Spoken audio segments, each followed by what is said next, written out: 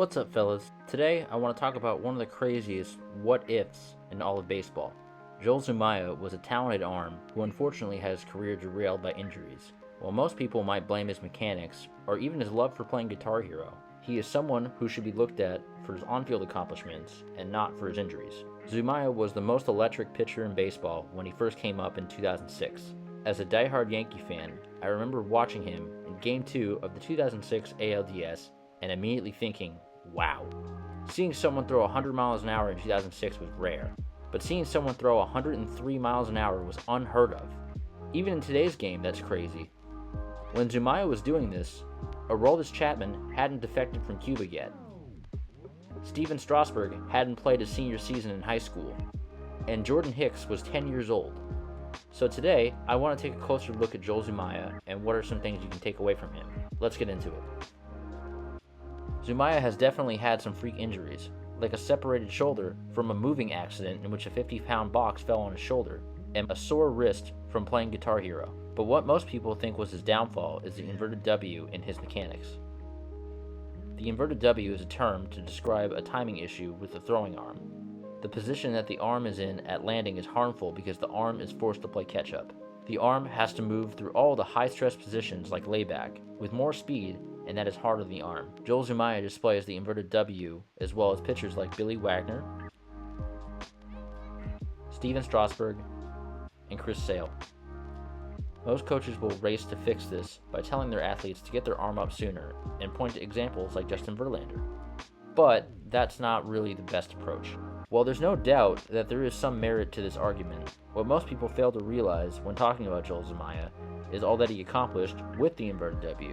He has a lifetime ERA of 3.05, and his rookie year in 2006, he had a 1.94 ERA in 83 innings while striking out 97.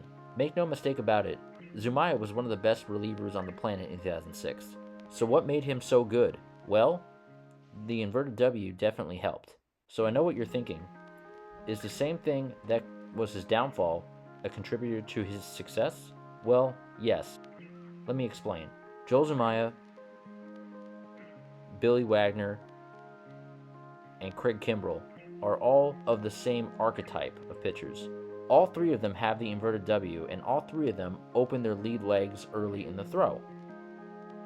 When pitchers open the lead leg early, they must use the throwing arm in some way, shape, or form to counter the urge to open up and pull off. This can be a very powerful move because the lower half opens more to the target, while the arm is staying back, creating a tremendous stretch across the court. Because the arm has to play catch-up to get to release on time, the arm is also forced to move faster. This is one of the reasons why Zumaya was able to throw so hard. While there might be other ways to do this, the takeaway point here is that you are forcing the arm to move faster. While I'm still talking about the inverted W, it does not mean that someone's career is doomed and they will constantly be injured. It is also ridiculous to say that because you throw a certain way, you're guaranteed to have a major surgery in your future. Let's not forget that you're trying to throw the baseball as hard as physically possible, and it's very stressful regardless of mechanics. If you push the body to its physical limits, don't be surprised if the body pushes back. Also, if you look at someone like Craig Kimbrell, Clayton Kershaw, and Max Scherzer, you can see, despite having late arms at landing, they are able to have long and healthy careers. One last thing I'd like to point out about Zumaya is his head. One of my mentors, Tom House, was always quick to say, 1 inch of inappropriate head movement will cost you 2 inches at release point. Zumaya's head tracks straight at the catcher, and that's another reason why he's able to throw so hard and spin a nasty curveball. When you have all of your body going straight at your target, you are able to maximize velocity because all of your vectors are going towards your target. Rotation is super important, but rotation without direction is meaningless. That's all for today. If you enjoyed the video, please like, comment, and subscribe. Until next time, take care everybody.